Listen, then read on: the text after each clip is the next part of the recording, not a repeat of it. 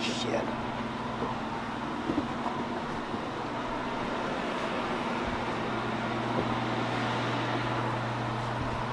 Give us a sign. Can you light up my REM pod at all? Whoa.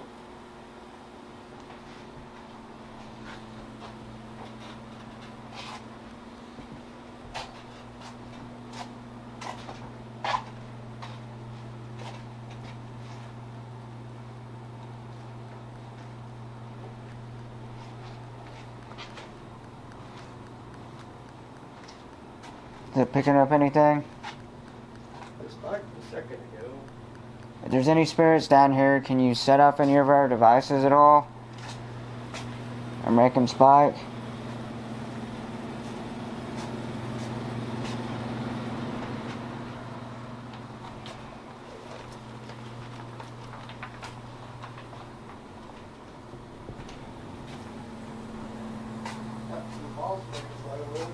Yeah, they like to play. The ones upstairs like to play with the cat balls a lot.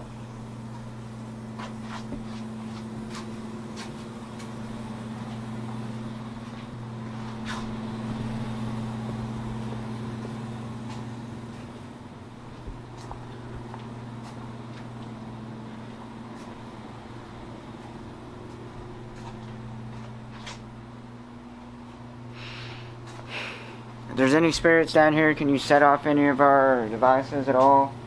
Can you set off our REM pod?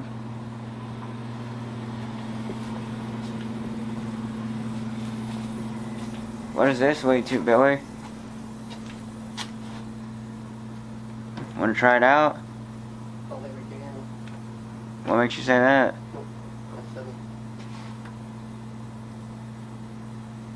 I heard that.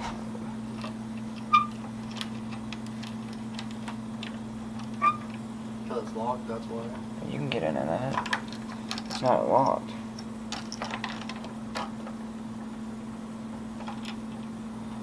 You'd never be able to get that off there though. The door looks fucking wicked though.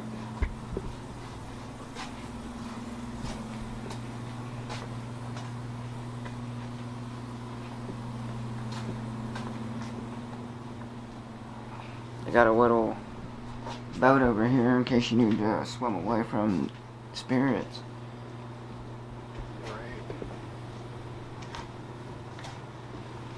I got a giant fish back there too.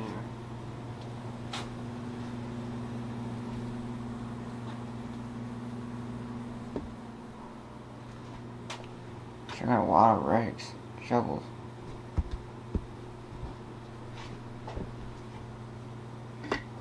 Is that? Look at that, like, freaking mirror with there's no mirror in it, the frame of it. Right. Chained up there, that's so fucking weird.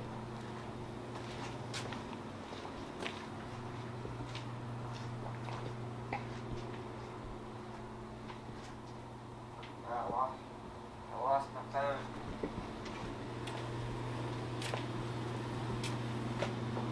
What? Is it back there? Yeah.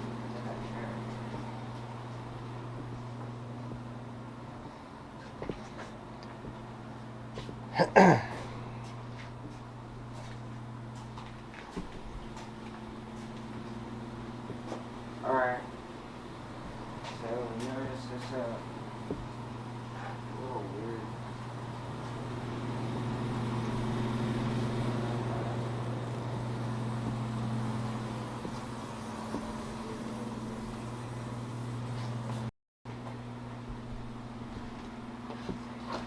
Alright, walk around with the K2 meter for a little bit, see if I can't get the spike.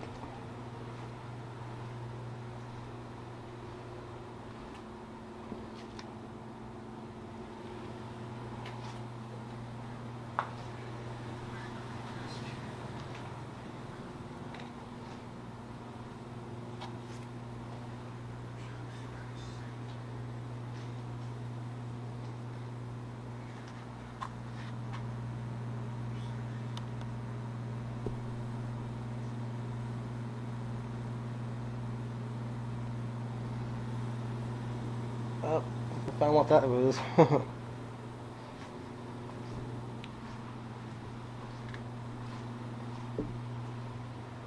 wonder if that means what the spike was. Well,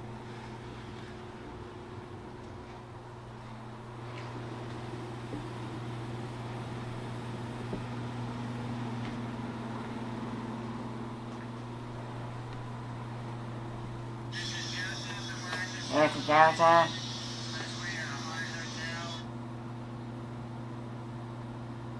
Fitzgerald's mad because I broke up with him.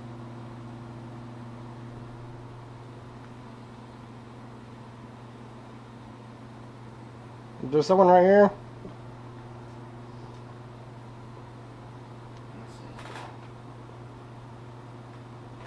Probably you.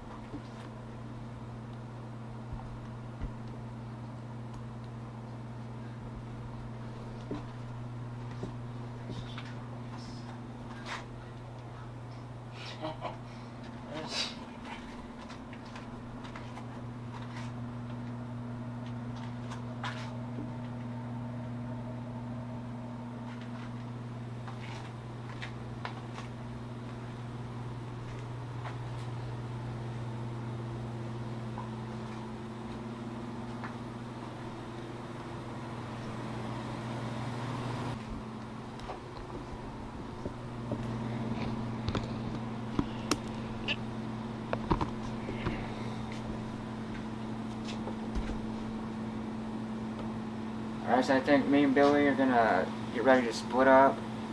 Billy's gonna stay down here, and I'm gonna take one of the REM pods and one of the cat balls, possibly a spirit box, and go up to the 3rd floor, check it out. I think you should be alright down here, Billy, because where I'm going it's pitch black. So I may crap my pants a couple of times. I got Fitzgerald upstairs waiting for me, so I'm sure he's wanting to rekindle our romance. So I'll see y'all upstairs.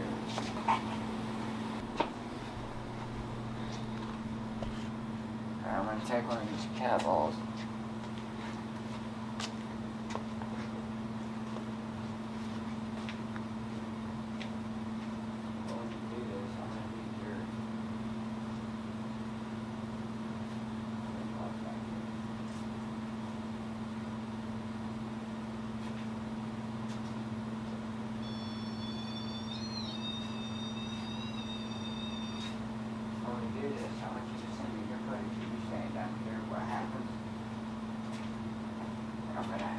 Mine when I'm up there. Alright. Your video.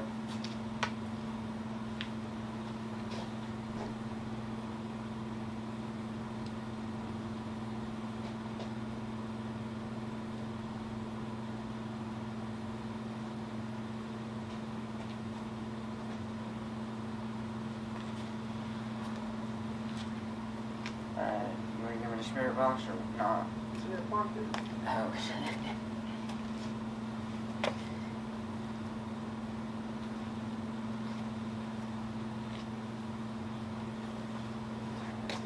Turn my fucking shoe. Sorry. It's almost 2. K2 there just spiked. Oh, just now? Yeah. Am I near it? Not really. It just spiked again. Can you keep spike? Can you make the K2 meter spike again?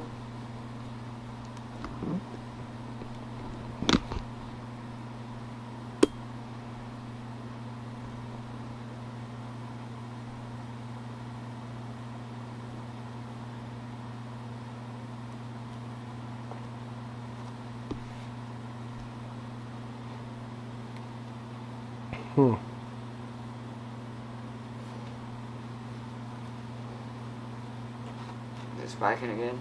Uh-uh.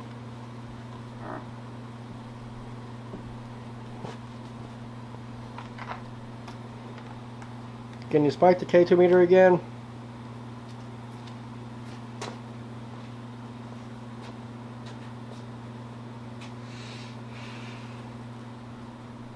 I'm not taking the KT meters because my phone sets it off. So how do you even set this to? Oh, it's going again. Sure it's not your camera setting it off? Get close. I wasn't that close. No, it's not.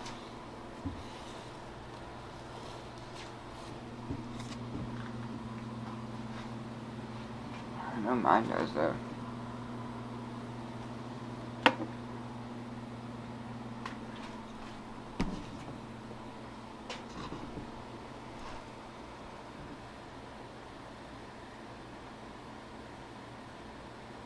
Spike, bitch.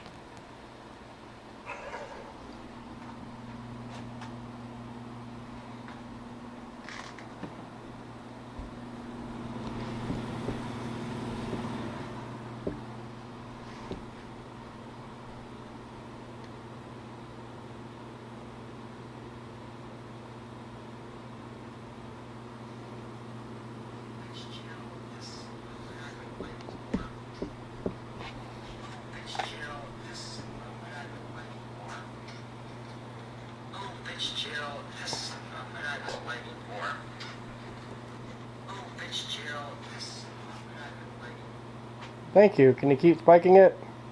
Can you spike it all the way to red? Can you make it go to orange or red? Can you set off the K2, the cat ball, or the REM pod? Cat ball. Probably don't like Mexicans or bees. As soon as I leave, you'll start getting all sorts of activity. Alright. Alright, show me how to work this. Alright, turn on. This? Yes. Oh, yeah, I see it's going off. Which one? Is it on? Yeah. You hear this at fuck time. If there's any spirits down here, can you talk to us through this spirit box at all? Or can you make the K2 meter spike again? Yeah, this literally is spiked after us asked. Can you tell us your name?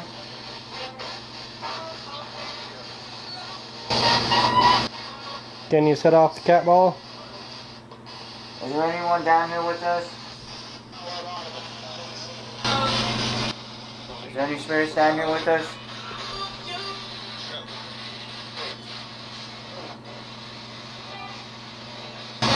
Is there any spirits down here with us? Can you tell us? That spiked really good that time. Is that 3 again? Are these the same 3 spirits from earlier?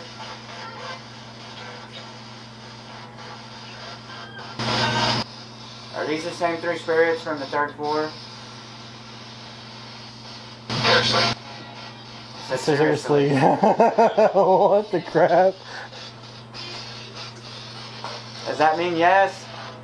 Or was the same 3 because it was on the 3rd floor? Is this the same 3 spirits that were on the 3rd floor?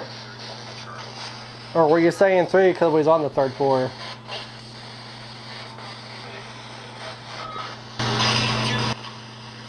Are these 3 different spirits?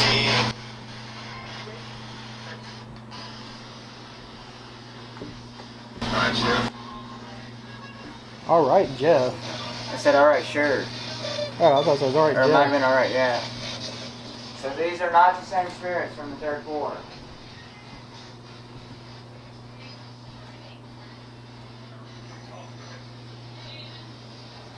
Can you confirm that these are different spirits than what were on the 3rd floor?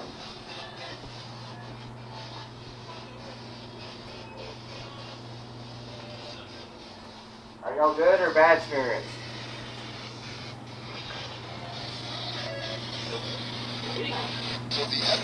Are y'all evil spirits?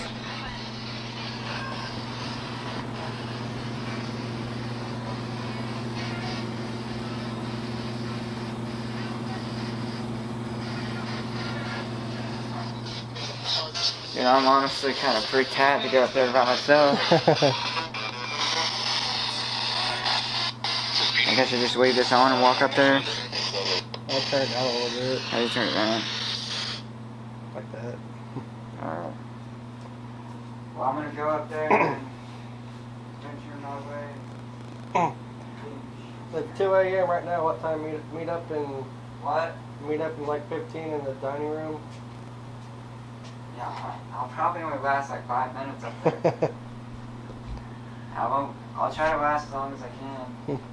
I'll meet up at the dining room. If you're not there, I'll come down here. Alright. Another thing that's weirded me out is on that brick wall it says look. Right in front of you. Right there. Oh, it does. Say look. That was a spiking again. Right. Thank you. I'll find it. Can you spike? Thank you. Thank you for making my... Can you make it spike even more? Can you set off my REM pod?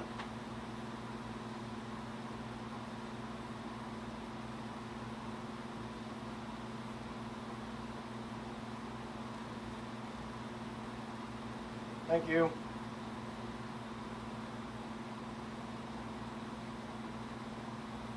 Am I talking to more than one spirit? Can you make it spike the red if I am?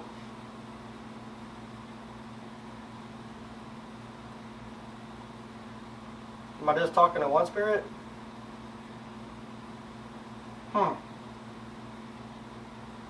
Okay.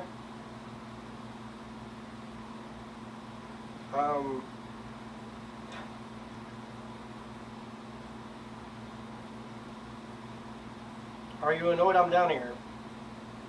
Can you make that spike? The red if you are? Alright, we're not going to talk to him when we leave.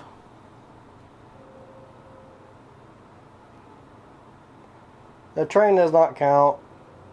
That's talking to me. I want to thank you if you did talk to me. I don't really think you did. I won't think anyways.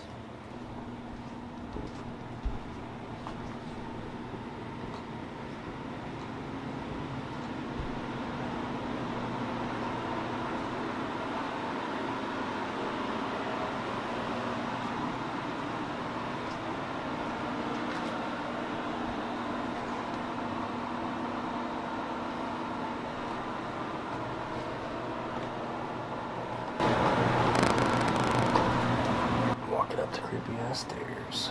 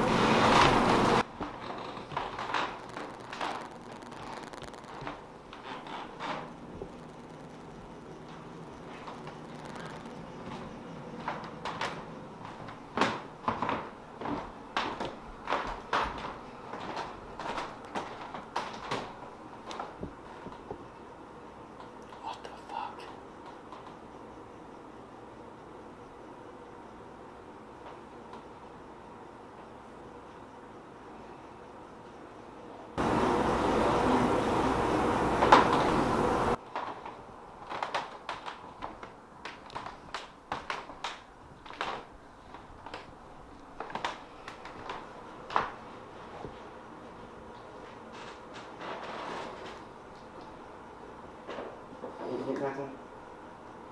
That's capital. I didn't even think you can get that. What? I didn't get that. My name is Rebecca Luker, and I'm the owner of the Stone Line Inn.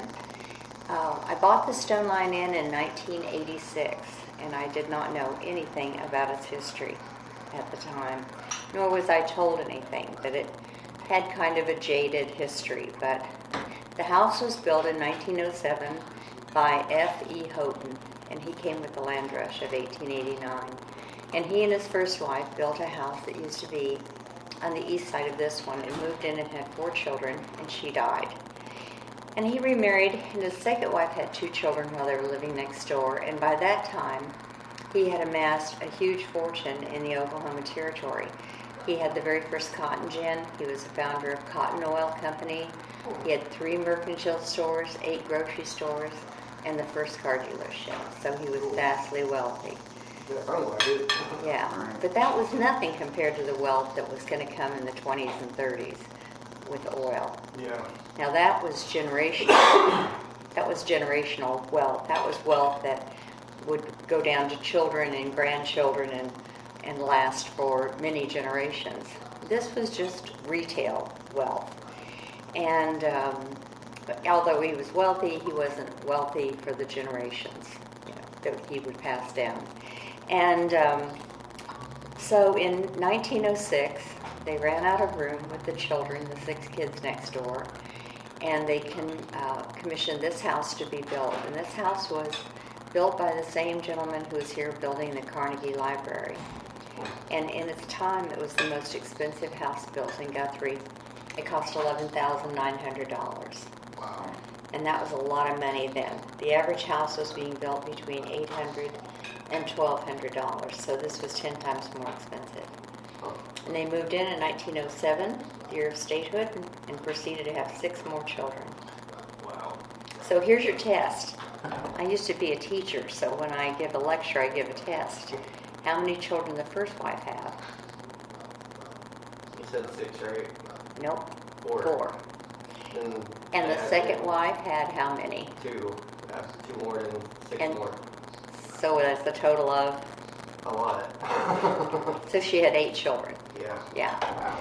So, and all of those children survived childhood except for one. There was a little girl who was born in the year 1900 next door. Mhm. And when she moved in here, she would have been 7 years old. And she contracted, what I'm told is that she contracted whooping cough. And probably the maid over-medicated her and she died. Yeah. Because she died of an overdose of, you know, they were using opium and codeine in the cough syrups at that time. And that's probably what happened. That's how she died. They leave that out because I haven't ever heard that. You hadn't heard what?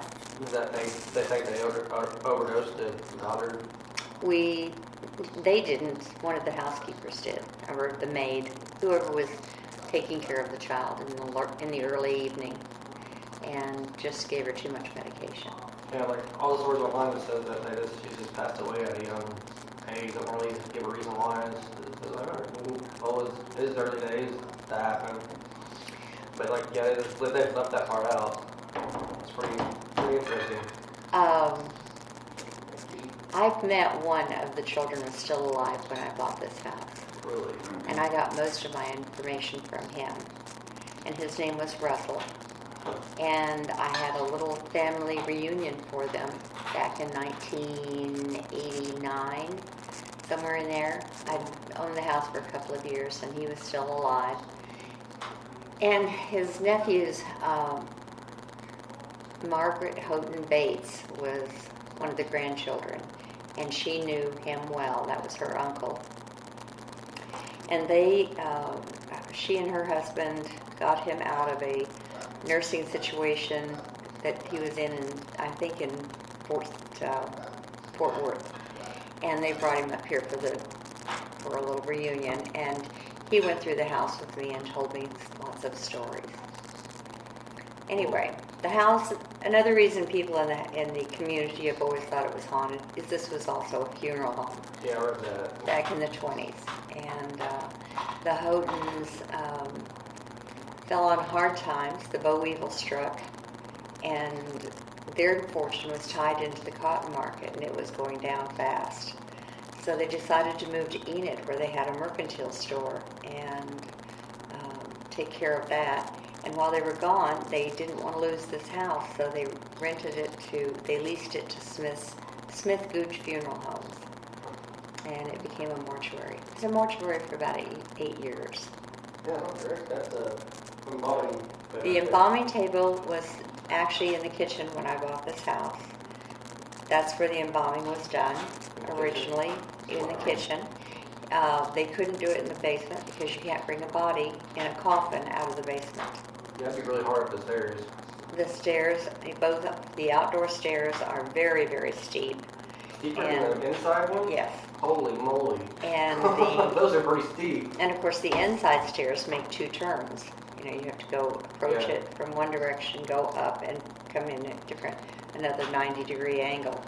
So you can't carry anybody in a coffin. So what they did is when Smith Gooch Funeral Services rented the house, they used the kitchen to do the embalming. So on the day of closing, I'm going through the house with Mrs. Walker. She and her husband were the second owners. I'm the third owner in a house that's over 110 years old. Pretty awesome. And she was the second owner, and nothing was left. All of the furniture had been auctioned off. There wasn't anything left in the house. All this furniture came with me from Santa Fe, New Mexico. And so it had been auctioned off, and we came to that table in the kitchen, and Mrs. Walker said that she used it, that it was her buffet. And she would cook big meals for her children who would come home on the weekends, and they would have a lovely meal and then put the leftovers on the buffet, throw a tablecloth over it, and then everybody would come back in the evening, 5 to 7, come and go, that southern kind of thing. Yeah. So on the day of closing, I'm going through here, and that table's the only thing left. And I didn't know what it was. So I just said, and Mrs. Walker at that time was in her 60s. I'm older than that. And she says to me, I said, Mrs. Walker, aren't you going to take this table? And she says, no, sugar, we're downsizing. We don't have room for that table. But you had admired it when you was here. We thought we'd leave it for you. Would you like to have that table? And I said, oh, I would love to have that table. It's so unusual. And she said, yes, it is unusual. And I said, is it a baker's table? I've always wanted a baker's table. I love to cook, and I'm going on and on and on. At that time, I was about 36, 37 years old. And I was just gushing. I was so excited to have the table. And I said, is it a baker's table? And she said, well, it certainly could be, sugar. It's yours now. I want you to have it. She knew damn well it was the embalming table from Smith's Funeral Home. She was born and raised in Guthrie. So she knew. Oh, Mom, what's that? And I couldn't say what was on my mind. I think this place is haunted. We got to get the hell out of here. Right. You can't say that to little kids. You have to be calm. So I would say, oh, children, this is an old house and it's settling. Let's talk about construction. And I would tell them how a house comes out of the ground and, how it moves and stuff. The next time they come and get into bed with me, they'd say, okay, Mom, that wasn't construction sound. That's something else. And I said, children, this is a wooden house. It expands and contracts with humidity. Let's talk about the weather. And I would be so boring they'd go to sleep. And that was the whole purpose, go to sleep so they can get up in the morning and go to school. Right. So after a while I was beginning to think this house has issues. And I investigated a little more and found out more about how it had been used, that it was a funeral home and all kinds of stuff. So the most common thing, the room in which you slept, is lots of people have reported to us that. So we were having experiences from the time we moved in here, and it wasn't for several months that I was to learn that it was a funeral home and learn the story about the little girl and how she died in the house. Since then, we've had guests sleep in the room you're sleeping in, and they report that between 2 and 2:30 in the morning, they've been awakened when a small child comes into the room and is patting them on the cheek, but when they come to full wakefulness, there's nobody there. And we've had other things. Almost everybody has reported some people have reported something in every room. And the wedding suite, the night Ghost Hunters was here. Yes. We saw this shadow cross the room and turn toward us, and it crossed over the fireplace and kind of turned toward us, and we were all standing at the door coming in, and it said, Grant, get out. Well, you know, one of the stars of the show were Grant and Jason, and Yeah. Grant's birthday happens to fall exactly on the same day as my son Grant. They were both born on July 1st, 1973. They're exactly the same age. Same birth date. Yeah. Yeah, that was weird. Get off the table. Right, Go, so- go, go, go, go, go. Come on, get down. Sorry. It's all right. That's our comic relief for the film, okay? Right. Yeah. More than a bit. He's determined. He wants to be a part of everything that's Right. going on. Did he bother you last night at all? He just came up to us a little bit, that was it. Yeah. Just wanted some attention. Did you get anything upstairs? The cat balls went off, but like my REM pod, nothing. K2 major spiked a little bit. And I heard like footsteps walking up the steps when I was up there, that was it. We hear that a lot. Yeah. The other thing we hear a lot of is a bowling ball. Oh, The that's weird. Houghtons of the third floor, they had 8 little kids, you know, by the time they moved into this house. The older 4 had already pretty much left home. So they were raising 8 little children in this home, and they had the third floor, which was the old ballroom. In many of these houses in Guthrie, the third floor is the ballroom, and also maids' rooms off of that. But in this case, it was the ballroom, and they used it in the winter as a playroom for the children. They would just open the doors and let the heat go up, and you put a sweater on your kids, and they could go up there and play. Yeah.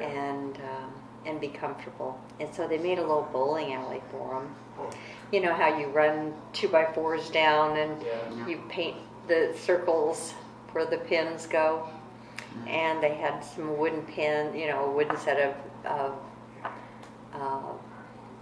pins and a wooden ball, and they would roll that down, and you know, of course you have to set your own pins. It wasn't like it was automated or anything. Yeah. It was Right. just a children's thing, and they would do that and play like they were bowling.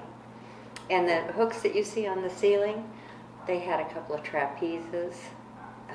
Victorians were bodybuilders, and so they wanted their children to be in good shape.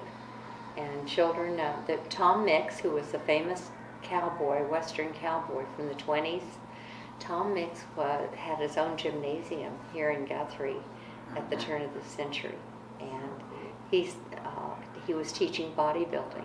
So they had a pommel horse up there, I've been told, and they had a balance beam and some trapeze swing-like things. Cool. Yeah. So they had a good childhood. The Sounds like it. Houghtons were really good parents, and they could afford to send every one of them to college. So anybody who wanted to go to college, and they encouraged it, wanted their kids to be educated. So I think they were very sweet to their children. Nothing bad has, you know, other than a child dying in the house. That was an accident. Yeah. But this is not, there's nothing evil in this house. Yeah, it didn't really feel like it's It's- harmful or anything. No. The kids and I have always felt like the house protected us. And That's good. so Yeah.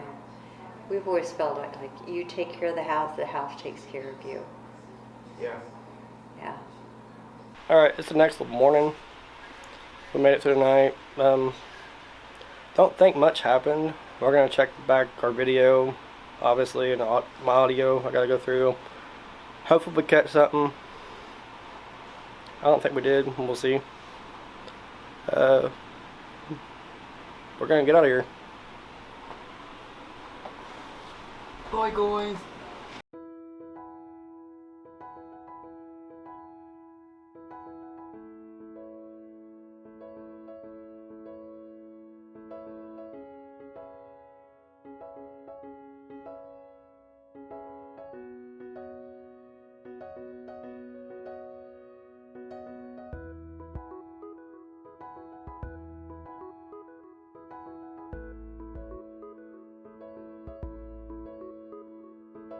Thanks for watching. We really appreciate it.